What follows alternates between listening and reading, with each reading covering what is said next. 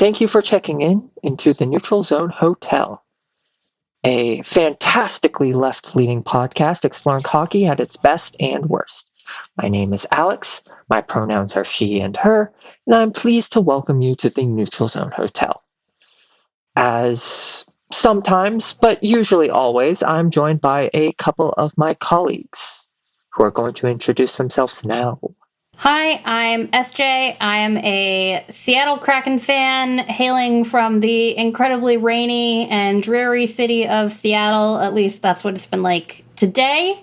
And I am sad to report that the Kraken are having a really bad road trip. Thank you. Hi, I'm Trevor. My pronouns are he, him. The hometown Vancouver Canucks fan who had that rain that SJ had just yesterday before all the wind blew it, I'm guessing, southwards. So, sorry for that.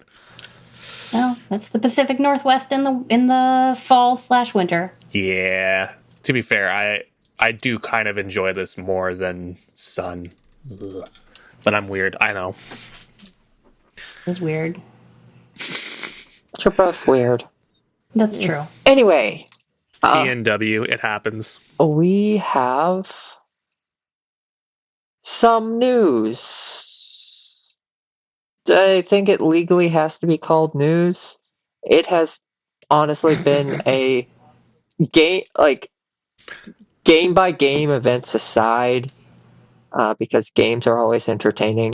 Not that many big news items worth talking about, so we get to keep this brief for once. We'll start off with one of the more prominent early trends of the season. Some little unknown hockey player by the name of Alex Ovechkin is apparently chasing the goal-scoring record of another hockey player no one's ever heard of named Wayne Gretzky. And he's off to a strong start this year, scoring a lot of goals. You know what? And very much so to that point. We all remember last season that Ovechkin had, how we say, a slow start? An anemic start. That's a good way to put it. Were starting faster. So, to that point, I found a couple fun little stats for us. So currently through 11 games, Ovechkin has 7 goals on the year to go with 7 assists and 34 shots taken. So, over 20% shooting. That's what we like to see. That's sustainable. However, if we compare this to last year, how many games into the season did it take for Ovechkin to score 7 goals? Oh, it was a really high number. It was like 30 or something.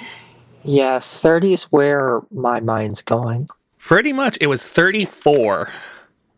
It was almost half a season before Ovi scored 7. And in that time, so again, I mentioned he scored that on 34 shots. How many shots do you think it took for him to get those 7 goals last season?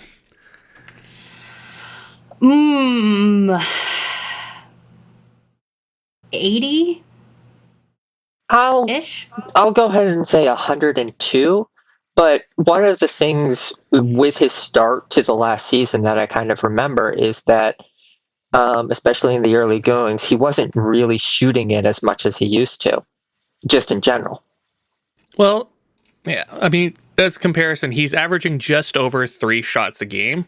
It took him 126 shots, which, let's do some quick math here. That is 0.5 repeating shooting percentage. So like just over 5%.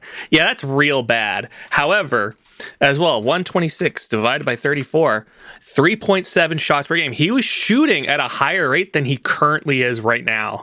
Huh. Yeah. I mean, one thing to keep in mind is that the team around him is much better this year. Yeah, 100%. He's got real line mates. Well, the other bonkers thing is they're like the worst one of the worst power play teams in the league. Like they're bottom 5. So somehow his bread and butter is not working for him this year. So he's doing this 5-on-5, which is also pretty nuts for a guy who's, pushing 40 at the end of this season. Mm-hmm. So, Way to go, turn it around. Frick, I know, like, beforehand, it was always like, is he going to take him, like, till next year to get it? Will it even take 2 years? I almost feel like you almost have to start asking, is he actually going to hit it this year?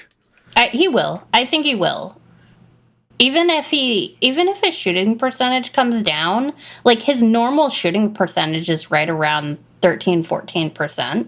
So I think he's going to hit it. Alex? I mean, I can also see it being similar to, like, when LeBron James is getting the NBA record and he's just pouring it on in those last few games. So maybe they just have Ovi shoot everything. Maybe. It depends on what the Capitals need to do in those last few games with regards to the postseason. But either way, there are worse plans than letting the best chuck it from the point guy in league history just keep chucking it from the point. Even if he doesn't reach it this year, it's set up with the pace that he's got. It's set up that unless a really horrific injury strikes, you're probably getting that by the midway of next season at the latest. But yeah, the Caps were the team that I think had the most interesting offseason because they did the most aggressive retooling you can possibly do.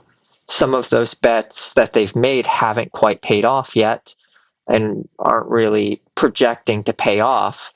But, like, Dylan Strome is very solid for them. He's a first-line center. That's number 10 in league scoring, Dylan Strome, no less. The team's better this year. They've done a good job reshaping it. Yeah, they've got Connor McMichael is, like, really effective this year. Like, he came up from the AHL and has been excellent for them. Pierre-Luc Dubois has been an acceptable second line center. Like, imagine that. That trade is working out for them right now. So, yeah, it looks like Carberry might turn out to be a hell of a coach. So, I mean, if he can get Pierre-Luc Dubois to play good hockey, then he might have magic powers. Yeah, right. Something that how many coaches have tried and failed to do at this point? Yeah, a lot. At least like 4. 4 or 5, yeah, probably. Well, yeah. I mean, it's been 3 teams. 4, because he started in Columbus, and I'm imagining they had probably like 2 coaches for that. Maybe it was just Torts. Then he went to Winnipeg, so that would have been bonus. Maybe someone before bonus, and then you had Los Angeles last year. 2 coaches. Oh yeah, and he had 2 last year. Yeah, right off the hop. There you go. And Los Angeles, more than anything else, was the biggest disaster because Los Angeles was the place that probably most misutilized him. Yeah. Anyway, good luck to Alex Ovechkin as he tries to continue hitting that little black disc into a net. Possibly an empty net. As a Pens fan, how much did that hurt to say? I did not wish the Capitals success. I did not wish Alex Ovechkin to have success winning hockey games. I just wished him to be successful in scoring goals. All right. With that, let's move away from the NHL as we have some pretty significant PWHL news as Sarah Fillier has signed a 1-year deal with the New York Sirens. Yeah, so Sarah Fillier, the first overall pick in this year's PWHL draft, has finally signed with the New York Sirens, but only for 1 year.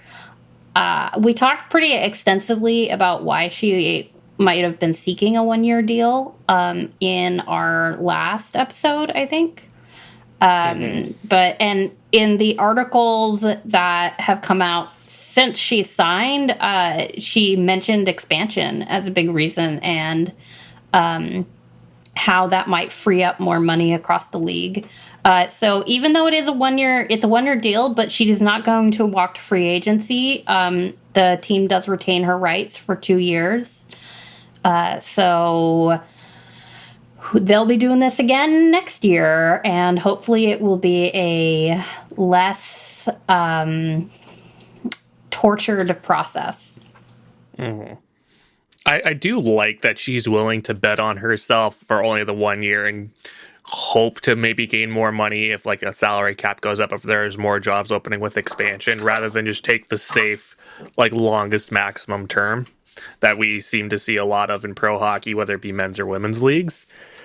And, like, at least within our circles, there's always some wondering, like, well, why don't they take a smaller deal? And then, in a couple of years when, like, the cap is higher in the NHL, then maybe you can get even more money. So I don't expect it to be a trend going forward, but I like it, and I hope that it does stick.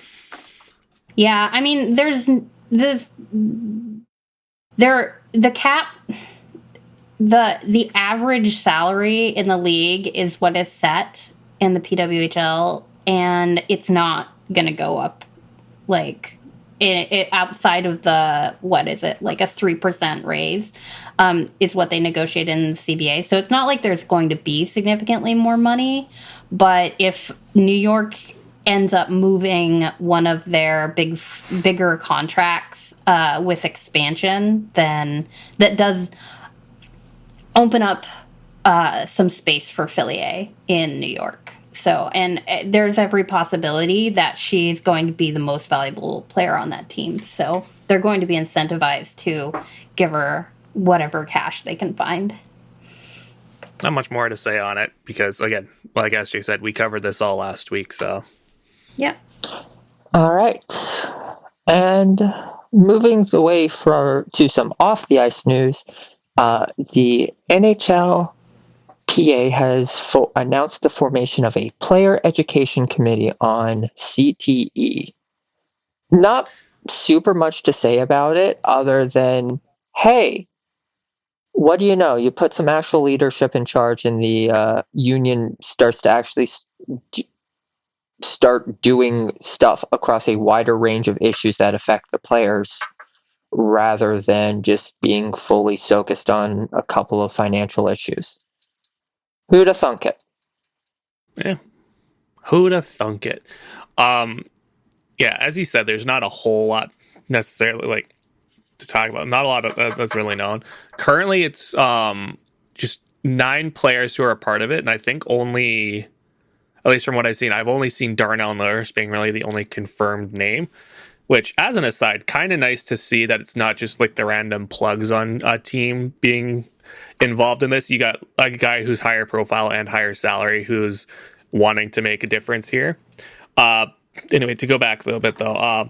So currently 9, with hopes to eventually get representation from all 32 teams on this, with plans to meet a few times a year and just kind of go over like what their focuses are. Like, and also I would imagine probably more of the science and more discoveries as we come along of what the effect of CTE can have and the risks that players take. Yeah, I think something like this is really overdue. The players, I really don't think that in many ways they understand the risks. You're just your average player on the ice, but every time they step onto the ice, this is like, getting a concussion is a real danger, and the more concussions you get, the more at risk you are for developing CTE in the long term. It is great. It is great to see Marty Walsh and the NHLPA kind of doing something, anything, and they can, and like starting to put themselves in a position where they can push back against the NHL's basic policy that like CTE isn't a concern. Like that seems to be their stance. and that there's no liability in the league for what happens to these players in the long term. So yeah, it's just nice to see any kind of progress at all, even if it's just a committee at this point. All right. It's been a slow news week. Oh boy, has it? Yes, it's been extremely slow, which is why, in lieu of having anything else to talk about, I have some extremely silly questions I would like to try and get answers to from my fellow panelists. I don't have answers to these. I don't know. This is a big, grand experiment as we're trying to grasp for something, anything to talk about. All right. Big excite. So, my first question to you guys. In your honest opinion, what NHL team probably has the most horse girls on it? Sorry, the most what? Horse girls. The most horse girls. My brain didn't even process it. Holy shit. Okay. Calgary. Why? Oh, they got the Blasty logo, so no matter what, like right off the hop, you got the horse covered. Okay. I know that the Kraken have at least one. Philip Grubauer is a huge horse girl. Okay. I think he like owns horses. He like does stuff with horses. He's like incredibly into horses. He is a horse girl. So I mean, just like through my own knowledge, I would say strong possibility that it's the Kraken. I mean, that's up there. Like I said, though, I'm going with Calgary just because, every so often they have to have like 20 guys all wear horses. They they probably represent it proudly, quote unquote. So it's true. I do feel like I kind of like the Avalanche for this as well. Not for any particular reason. It's just like a feeling I have. The vibe. You got the vibe of it. The vibe. Yep. Valid. Big horse girl vibes in Denver. All right. This is a great start. All right. If this is how the rest of this is going to go, I'm so down. Yeah, no, it's a really good question. Now then, if you were to assign Mountain Dew flavors to any hockey team, we'll just stick with the big ones. Mountain Dew Regular, Baja Blast, Code Red, Diet Mountain Dew if you're feeling up to it. Who would you give them to? All right, SJ, if you don't mind, I'm gonna stick one right off the hop because I've got one. Go ahead. I'm gonna give Baja Blast to the Vegas Golden Knights. It came out recently. Okay. It was very hyped up when it first came out. It's still pretty good, but it's kind of run its course over a while, It's already won the Stanley Cup, and you feel like you could retire it now? Yeah. I mean, especially now that it's available everywhere. Yeah, they did just make it available for purchase outside of Taco Bell like a year ago. Well, see, as a fun aside, that's only for y'all down in the States. It's been widely available to purchase in convenience stores up in Canada for about 4 years at this point. Much like the Vegas Golden Knights. Exactly. So yeah, Baja Blast is Vegas. Oh man. I feel like regular Mountain Dew, the Detroit Red Wings. Okay. Old as shit. Never changes. Not very good. Oh. It makes perfect sense. You know what? I mean, as someone who likes normal Mountain Dew, I see where you're coming from. It's not like upper tier echelon, but it's fine. I mean, they're a mushy middle team. It's a mushy middle soda. You know what? I got one more. Code Red is the Ottawa Senators. Okay. Because it's my second favorite. Yeah, no. Also, to be fair, it's a good color match, but my all-time favorite Mountain Dew flavor is Livewire, which is not commonly available up here. That's the orange one, right? Yes, it is. Code Red, though. I drank so much of that in college that there became a point where it was like I would drink a can and I would literally get a stomachache, and I think I was burning a hole in my stomach with Mountain Dew Livewire, and I had to stop. Oh, I'm so sorry. Which is why that is probably the New York Rangers. Understand. Or maybe the Bruins. Ooh. No, also, it's the Bruins. So I kind of need to quickly, kind of rack my brain as well. Who's a very overrated team, do we feel? The Leafs. Oh, perfect. I'm so glad you said that. That means, because it's also another great color match. The Toronto Maple Leafs are Mountain Dew Voltage. All right. It's perfect. So, and what you're saying is that when you eventually come to visit, you would not want me to make, from my favorite cookbook of all time, the Mountain Dew Livewire shrimp cocktail for USJ. I need photos of this ASAP. I kind of want it. No, though I would definitely try that. Or the Mountain Dew Livewire orange chicken nuggets. Oh, I would eat the hell out of that. Actually, I'm not ashamed to say I would eat Code Red barbecue sauce and St. Louis barbecue ribs. Maybe. Oh, frick. Oh, maybe. Oh, I'm salivating just thinking about all this. Maybe they just want ribs, though. You can put anything on them. Anyway, yes, I am a proud owner of the Mountain Dew cookbook. I'm proud to know you for owning the Mountain Dew cookbook, Alex. Okay. Next question. Choose a NHL team to sabotage and choose the restaurant you are getting catering from for them as that means of sabotage. Oh, boy. And please cater the restaurant to the vibes, characteristics of the team.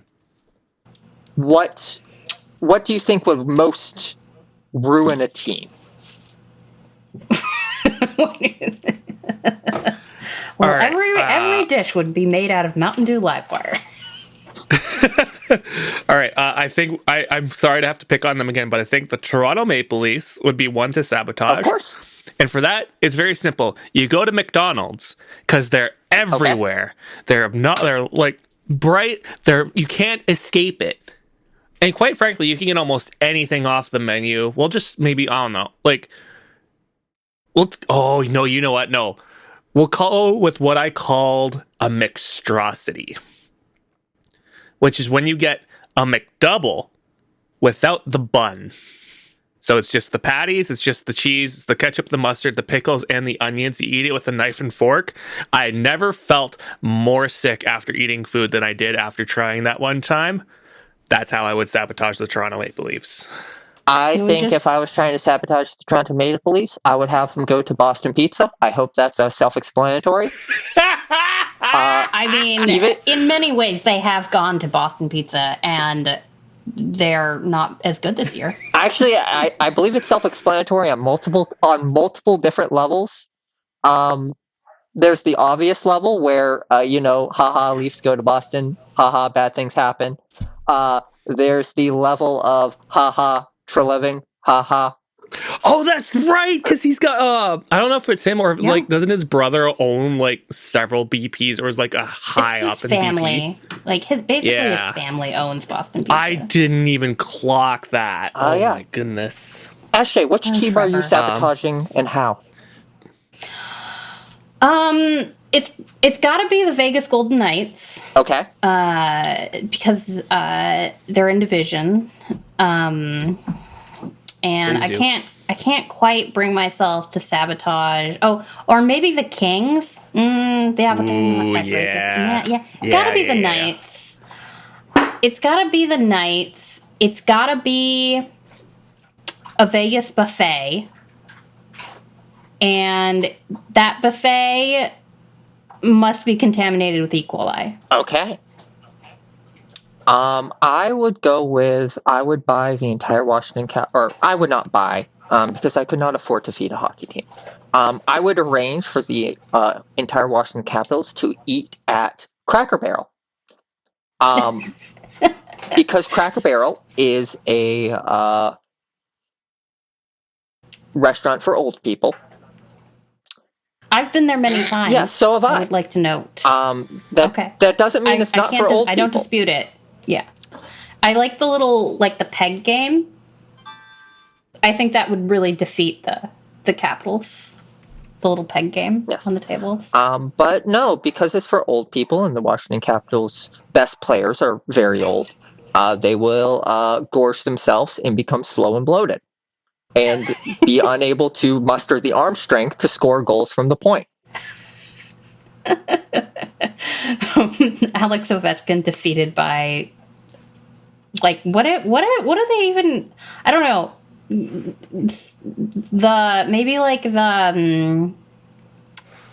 Something with a lot of gravy on it. Biscuits and gravy? Something with a lot of gravy on it describes a good third of the Cracker Barrel menu. You could go with just meatloaf. You can get meatloaf with gravy. Chicken fried steak. Chicken fried steak! It was the chicken fried steak at the Cracker Barrel that defeated him. Yeah. All right. Next question. If you think Gary Bettman could have any stationery act as his official stationery, what do you think it would be? Stationery? Yes. Like from the desk of? From the desk of. What's the header? What's the font? What's the decorations? Oh, I see. How is the paper aromaed? Oh man. Oh, this is going to require way too much brain power for me to put into this. This is the amount of thought I will put into this is more thought than I've ever put into stationery before. I mean, no, that's a lie. I kind of thought about Animal Crossing stationery a lot, but I could see it. I'm really stuck on I feel like this is a deeply psychological question. You really have to delve into the depths of this man's mind, and it's not a pretty place. All right. It's going to be cue cards. Okay. Because the man needs to write his speeches somewhere. It's going to have on the top, from the desk of Commissioner for Life, Gary Bettman, and in brackets, Afterlife, in brackets, and Death, Gary Bettman. Oh man, what would it be? What would it be scented with? I think it would be something overly masculine, possibly Axe body spray. Just doesn't smell good, but the people who wear it think it does. Oh, call out me in middle school, why don't you? Everybody has maybe their a mix faces. of Axe body spray, some incense, chlorine, maybe a little bit of Taco Bell sauce. Basically, just trying to recreate the fountain of youth that's going to keep them going. Should smell like a hockey locker room. I guess, to be fair, I guess they whoever he'd be sending to would be used to smells like that. But it would smell like nothing to their recipients. Impact font. Ooh, the whole thing good in call. impact font. Absolutely. 100%. Yeah, I think that's it. Although, it'll have a yours truly at the end in Comic Sans. Also, the color of the font would be in that obnoxious red, white, and black striping that the Chicago Blackhawks do. Yep. Okay, that's the answer. Yep. I would... I posed the question. I proposed a bunch of features for it. But I would say if we're basing it on the soul of Gary Bettman, it would just be a blank, featureless piece of letter paper. No fancy fonts, no letterhead, just Printer paper. Hmm. Plain printer paper. Could be. I mean, yeah. Only if it truly reflects his soul rather than what he wants his soul to be. Yep. It's very true. All right. If you are not aware, I'm going to use this statement as a way to make you aware. One of the professional hockey teams in Canada, in, I think, Montreal, is the Club des Foot, a extremely funny cross-language translations of football club. If you were to name one of the current NHL teams something along the lines of Club des Foot, what would that name be, and which team would it be? So basically, like, we take a current team name, throw it through Translate, and translate it back, and just see what eventually pops out. Oh.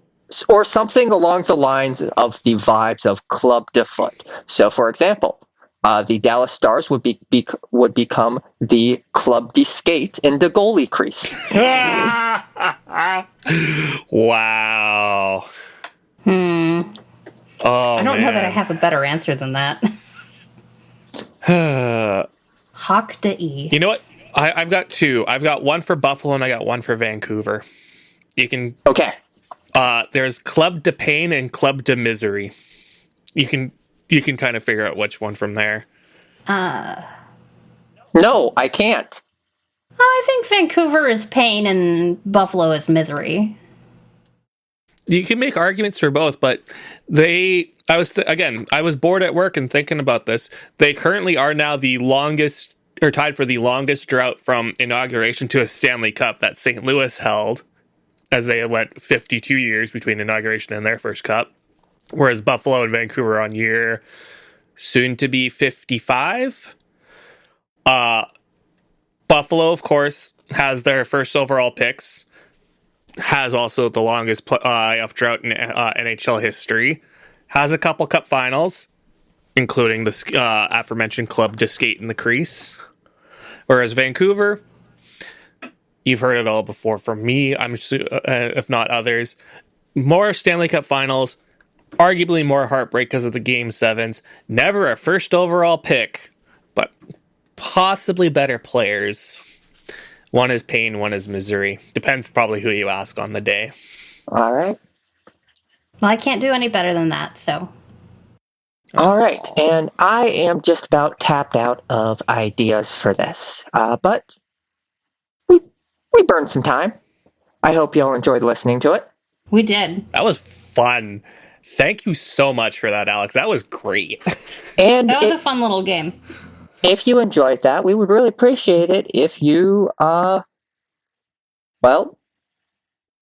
subscribed, gave us a like, gave us a review. You can follow us on Instagram or Blue Sky at Neutral Zone Hotel, all one word. You can join our Discord at neutralzonehotel.com/Discord. We chat there. It's fun. We're available on podcast platform of choice. That's right. Also on YouTube at Neutral Zone Hotel. If you leave comments on YouTube, SJ will read them. I've been assured that is the case. I will. Maybe not right away, but eventually. And yeah, we will be right back after this nice musical sting.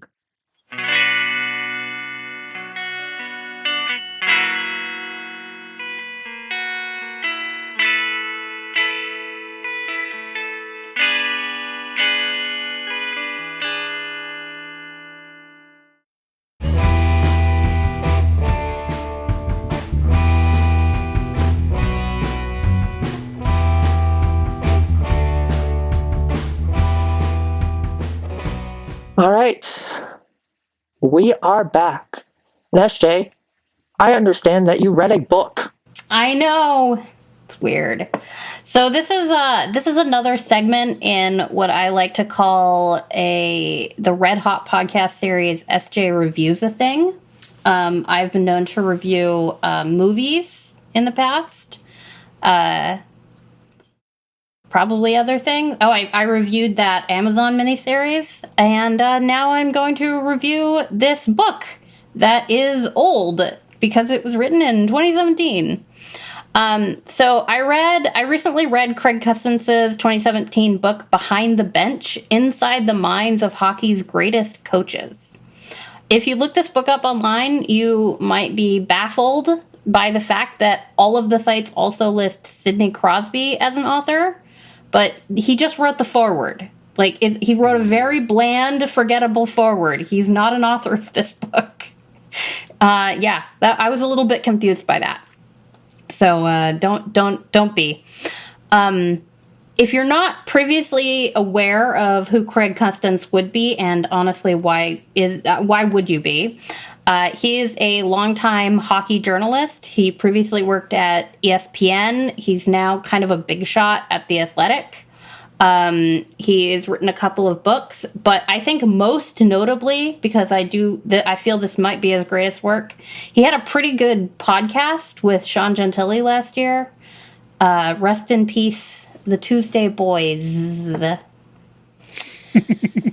Yeah. That was a good podcast. I don't know. I'm sad about it not being there anymore. Although, I guess this year, Gentili has got that Wednesday show with McAdoo and Corrado, and that's pretty good too. So, time moves on. So, Behind the Bench. Overall, this book is kind of a snoozer.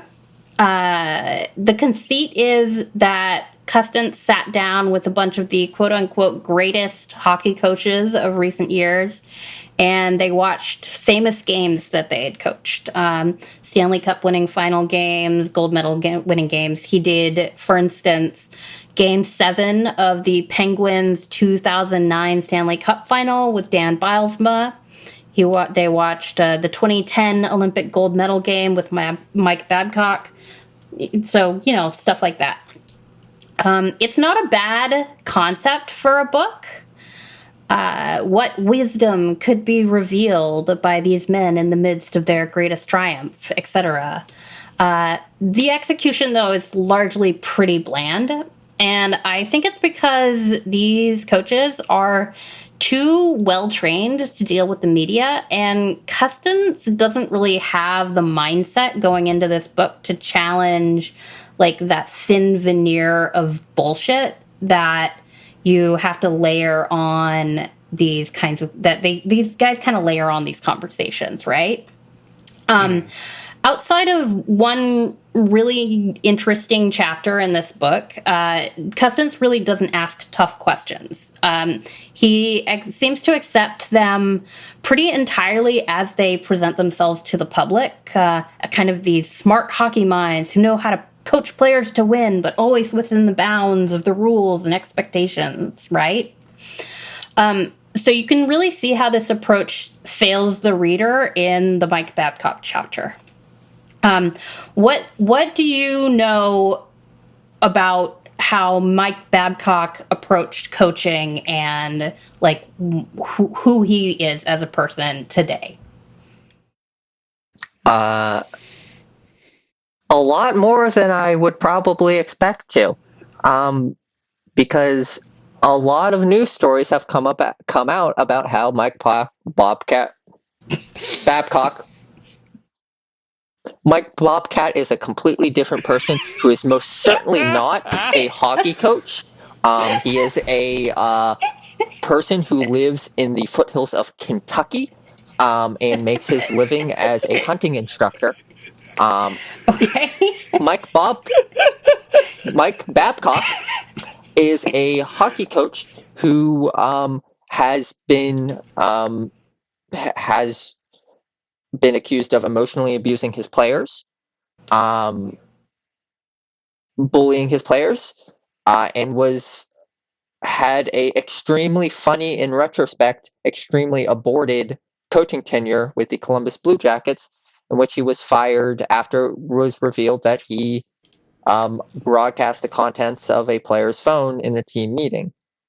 Yeah, so Mike Babcock, between the famous Mitch Marner list, everything he did to Johan Franzen, scratching Mike Badano with 1,499 games played, he's not a great guy.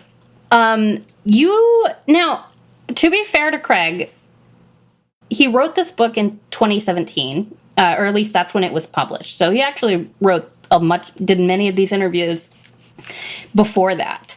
So he interviewed Mike Babcock the summer before he started in Toronto.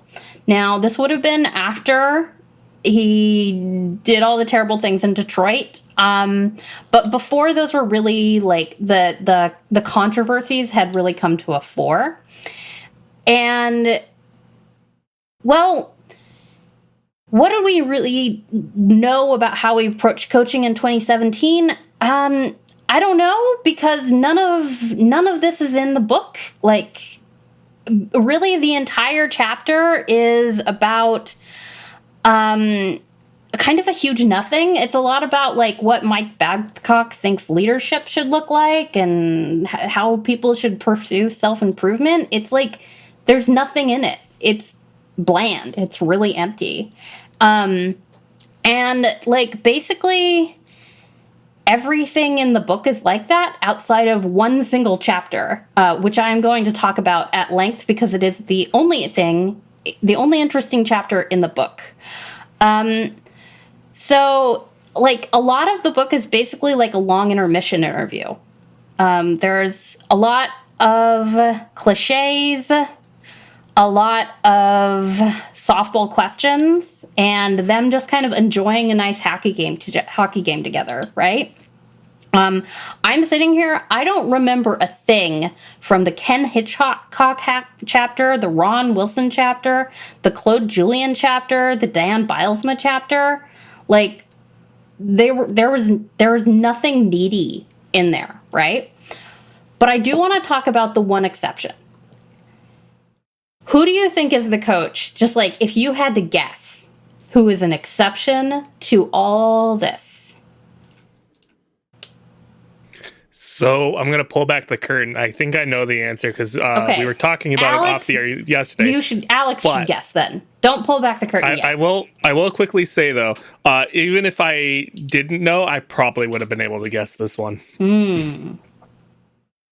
So what were the names that you already said weren't interesting?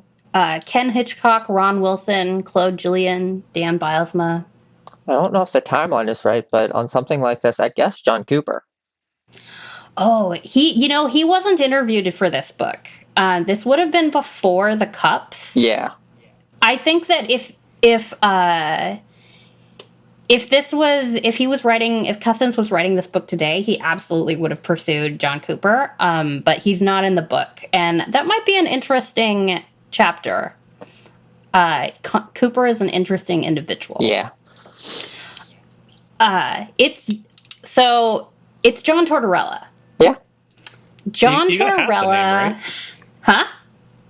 Go ahead. Alex got half the name, right? Yeah. It's part of it's just remembering that, oh yeah, John Tortorella, like I know it because I am less low on John Tortorella as a NHL head coach than a lot of online people have a tendency to be. But yeah, just completely fled my mind. So he actually interviewed Tortorella on the same day and basically in the same session as Mike Sullivan. He went and watched the games with them back to back. The Mike Sullivan half of the chapter is not super interesting. I don't know. I didn't take very much away from it. The John Tortorella half is a good one. And if you're going to read any of this book, I do recommend just read that half chapter with the John Tortorella interview because it is good. And I excerpted it rather extensively though. So we're going to talk about that. I think one of the reasons Tortorella is so interesting and so different from everything else in this book is because this man doesn't have a filter. He is so honest. He is honest to a fault. He doesn't bullshit, and he doesn't do it in interviews. He doesn't do it to his players. He doesn't do it to his bosses. He doesn't do it to the media at all. He's all out there. if he might not say something, but if he's gonna say something, you know that he is giving you the straight truth. And he's made a lot of pretty big mistakes in his career, and in this book he really owns many of those mistakes, and he talks about them extensively. When Custance asks him questions about some of the more controversial incidents, he answers with a kind of a shocking level of honesty, where other coaches in the book respond mostly with pablum. So here's an example of an exchange in the book. Custance asks, how do you develop a player who is not mentally tough into a mentally tough player? As an aside, they talk extensively about how coaching in this chapter about how coaching is a mental game, and how John Tortorella, even though he is a good X's and O's coach, is not interested. He doesn't think that X's and O's are like the secret to making a good team great. It is all about mental toughness and mentally where the players are in each game. So Tortorella responds, that's a great question. I believe there are different levels that you can get players to. I do play what I call mindfuck games, Tortorella says. I sometimes develop and manipulate conflict to test the player, but you have to be really careful. You can really damage a player, and that may be irretrievable if you go too far. I still believe in trying to push players to a point where they say, you know, I never thought I could get to this point. That's my job. What do you think of what he said there? That man is so far up his own behind. Holy smokes. And as someone who had to watch and witness that for about a year, just good Lord. I'm almost glad he only lasted a year, and didn't get a chance to really pull that kind of thing on young players in his tenure in Vancouver. But now here's the thing, though. I don't believe that this thinking is unique to Tortorella in any way. I think the vast majority of the coaches in the league do this sort of thing. Probably. They just don't own up to it in the same way. I mean, they probably, if they do it, though, they're also not as, blatant about it as Tortorella is. Maybe it's just because we keep a close eye on him because of his prior instances, but he's very noticeable when he tries to pull some of his stuff, whether it be scratching his captain or yelling at players or at refs and whatnot. He's also very he likes to make the news about himself, maybe to take pressure off other circumstances. But I have a quote from him that addresses that exactly, that I wanna give you later. So keep that in mind. Okay. His tendency to make things about himself. So Custance, like I said before, he asked Torts about some of the controversies that have emerged over his career. What do you think might have been the biggest controversy that emerged when he was coach of the Tampa Bay Lightning? No.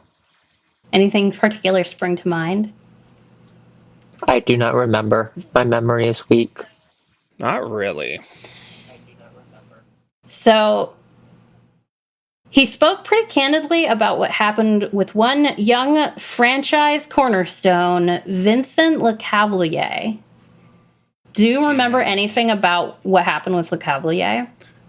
No. I kind of remember you kind of jogged my memory, and I heard that there was some beef, but I have honestly no idea what the extent of it was. This was also 20 some odd years ago, so it was a long time. Yeah, I think this was the early 2000s. Yeah. So here's an excerpt from the book. The biggest battles on this Lightning team, at least publicly, were between Tortorella and Vincent Lecavalier, the young superstar and franchise cornerstone. Their feud was legendary. To try and get through to his young center, Tortorella used a wide-ranging array of tactics, down to stealing his parking spot. At least that was one story circulating the hockey world. Quote, someone else told me to go there. I wasn't that arrogant to say I'm taking your parking spot. That never happened, Tortorella says. When Tortorella arrived, the players were a little too comfortable for his tastes. He saw signs that they were in control of the environment, not the coaching staff. Vinny will readily admit that he was doing things the wrong way. He had an entourage around him that was telling him what to do.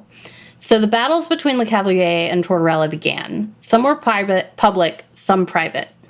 What did those look like? Custance asks. They were bad. They were really bad, he says, pausing for a moment. So the book goes on to describe how the feud, basically, this particular feud with Lecavalier, his star player, basically, Lecavalier tried to get himself traded. The front office actually tried to had to try to broker peace between the two. They didn't want to trade. The ownership didn't want to trade Lecavalier. The front office didn't want to fire Tortorella.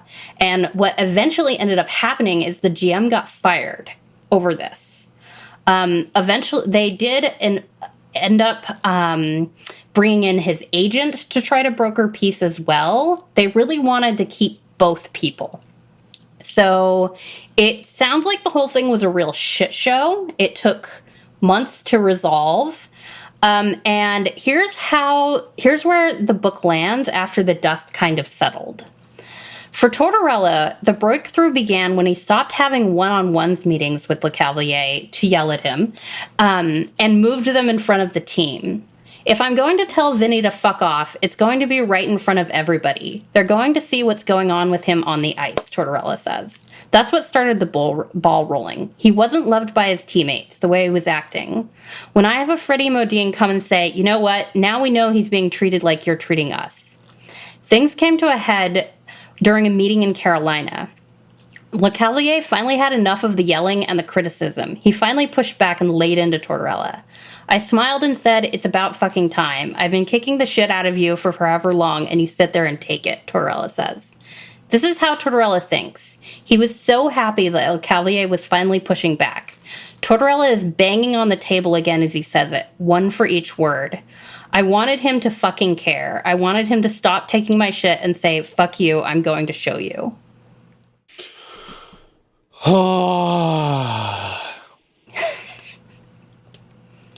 Wow. I'm very glad that they don't censor this, because that does sound exactly like something Torts would say, but talk about being high on your own supply.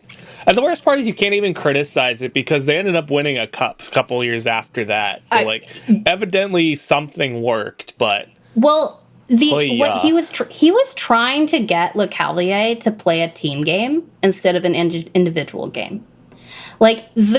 The goal was right. He needed to get through to this young man who was thinking a lot about himself. He wasn't playing, on both sides of the puck.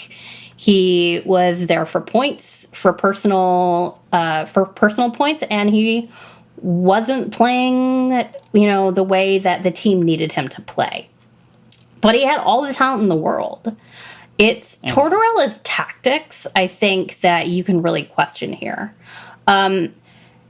At the end of the day, essentially, he publicly shamed him into being a team player. And that's a tough thing to think about. A lot of people, a lot of players, they are going to shut down instead of responding to that, instead of being pushing back in the way that Tortorella wanted and needed him to. Mm-hmm. I mean, yeah, again, not much to say. As much as we may hate the methods, at least for the time, it worked.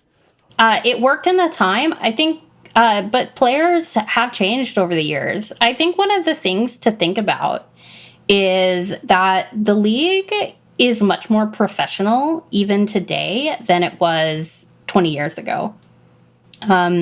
These players, basically, this is all they do in their lives, is play hockey and prepare for hockey.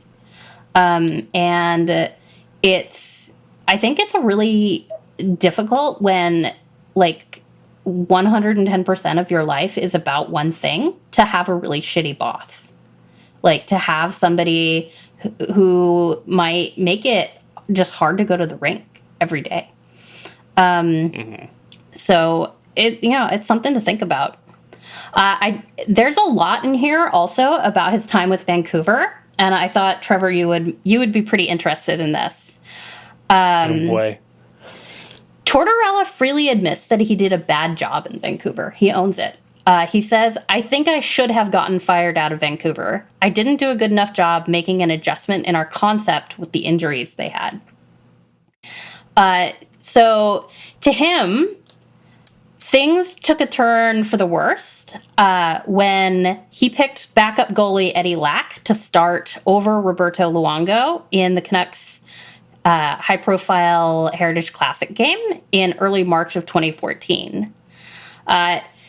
Trevor, can you explain to us why this was a big deal? Oh, absolutely, I can. You have Roberto Luongo, who's in the middle of a 12-year, I believe, $63 million deal, who's been basically your franchise goaltender. His first year with the team, he would have tied at the time an NHL record for wins in the season. The only reason he didn't is because Brodeur broke the record that same season. Led your team to a Stanley Cup final only a couple years prior. Leads the team in basically every single goaltending category. Wins, overtime, shutouts, like all of it, probably I think to this point, save percentage, et cetera, multiple Vezina nominations. Eddie Lack, on the other hand, and we do there's still a good soft spot for Eddie Lack because he had some personality. He was a funny quote. He had a little dance every time he won a game, but this is a guy who was his first year as a full-time backup because they just traded Corey Schneider the year before. And that's the key thing. Going into this from 10-11 up until 12-13, Schneider and Luongo kind of had this back and forth of who's going to be the starter, got to a point where, based off of cap constraints, they could only really keep one. And it looked for a while that Corey Schneider was going to be the one to keep just based off of consistency of play and, how he'd performed in the past couple of years. Which then led to Roberto Luongo's very famous quote of, "My contract sucks," when it came to talk about why they couldn't move him. Eventually, Schneider got dealt at that 2014 draft, famously to New Jersey, for the 9th overall pick, who turned to Bo Horvat. In hindsight, great trade. But, so all of this, Luongo's now been picked as the guy to go all in on for the rest, for the next 2 years. And you get to the highest profile game that we've played in, since that game is in the finals. And you went to Eddie Lack, who played, I don't know, about 12 games prior or maybe 15 that year. I don't remember, because he quote unquote was playing better. So yeah, it says here, the thing that people don't remember, Luongo had lost 5 consecutive games before the Olympic break, and Lack had played well in the first 2 games after Sochi. Tortorella believed that Lack gave his team a better chance to win. Simple as that. So the easy thing to do would have been to start Luongo, but Tortorella just couldn't do it. In his mind, Lack was playing better. So he says, when they announced Lacker as the starting goalie, when they booed him, he said, "Ah, fuck," he recalls. Yeah, and again, it's not necessarily that we didn't like Lack. It's just, it wasn't Lou. It should have been Lou. And that game, that also right there, burned such a bridge, because you want to know what happened 2 days later? What's that? Luongo got traded. Ah!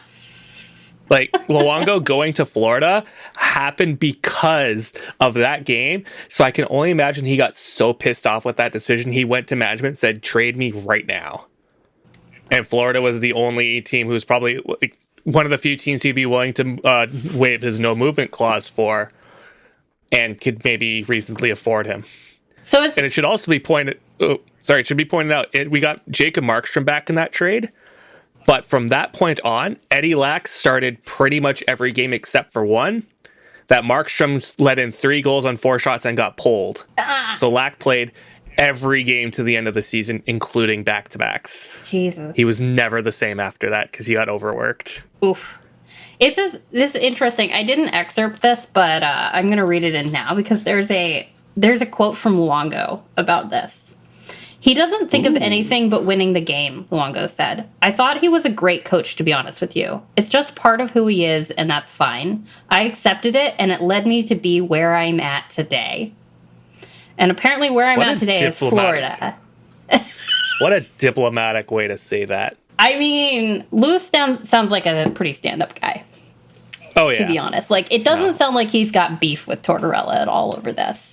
Well, I mean, Bobby Lou's got a Stanley Cup ring now, so he better not. I know this is back in 2017, but... Yeah. Actually, to be fair, when Luongo went into the Ring of Honor in Vancouver this last season, he actually mentioned how Tortorella was a good coach. And, like, when people started booing, he's just like, no, he's fine. He's good.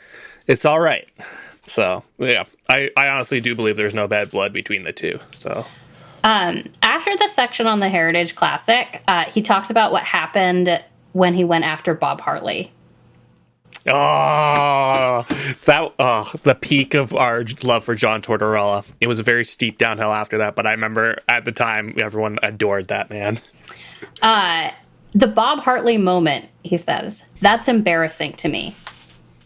So basically, Trevor, explain what the Bob Hartley intermission moment was. Gladly.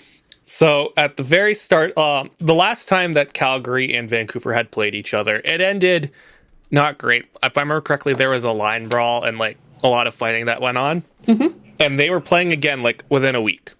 So because like if I remember correctly, you can kind of see what the starting lineups are going to be, and because Calgary is the away team, they have to do the lineup first.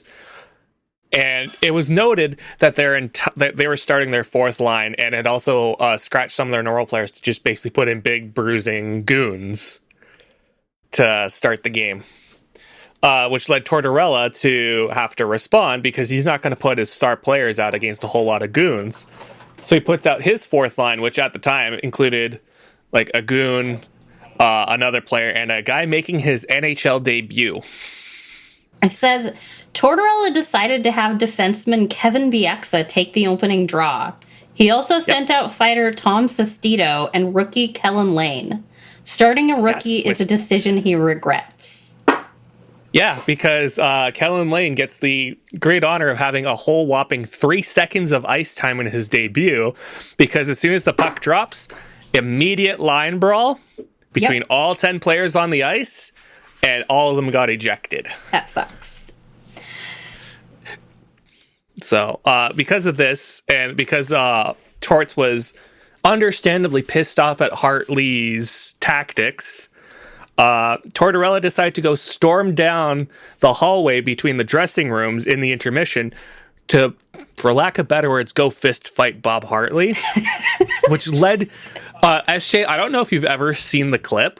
Please look it up, because you just see like Calgary Flames players and like staff trying to hold back Tortorella as he's just screaming and like pointing his fingers at the dressing room at the coach. The players are just bewildered, like, what is going on here?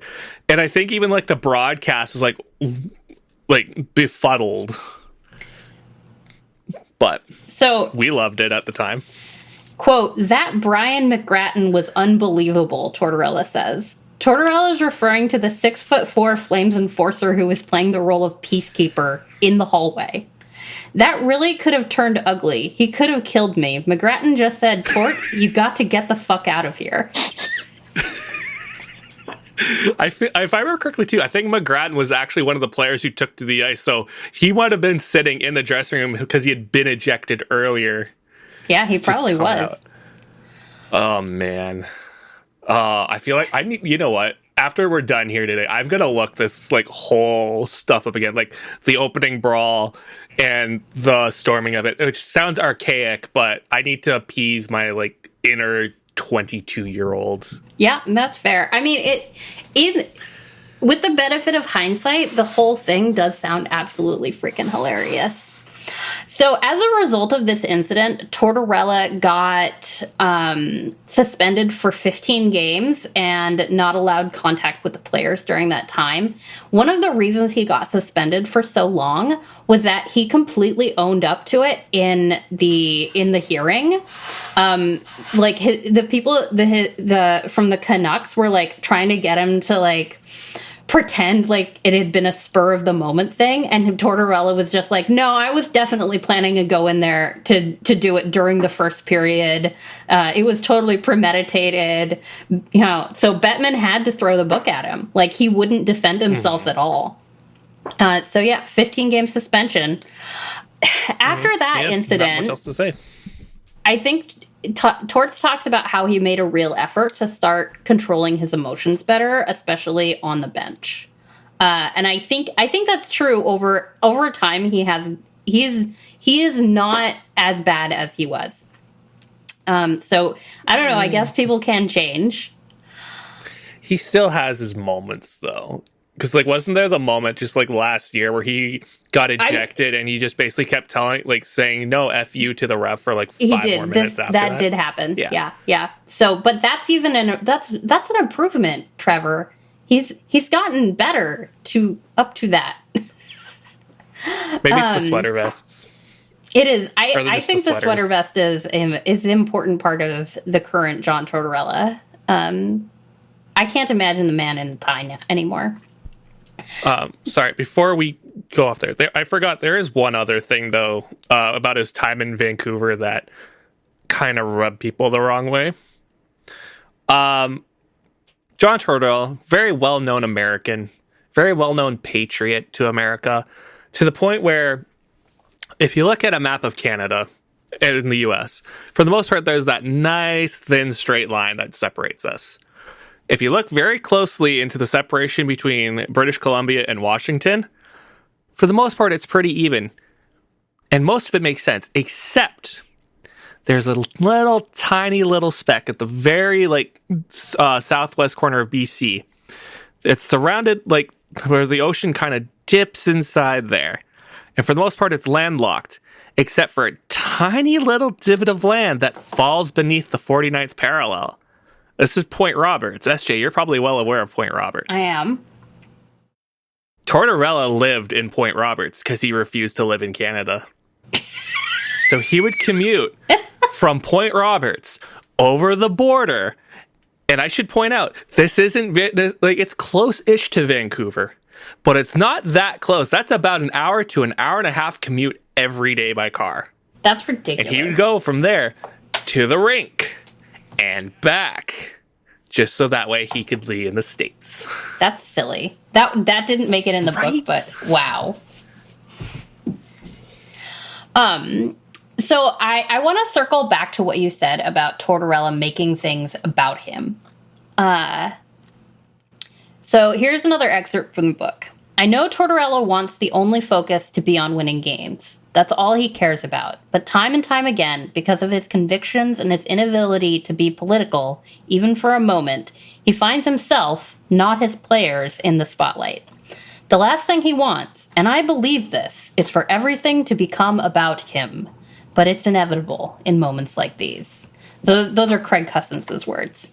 Mm-hmm. And then the quote from Tortorella is, sometimes I make mistakes because I don't want to be political. I get stubborn in that I want my guys to know that I'm going to be totally upfront all the time.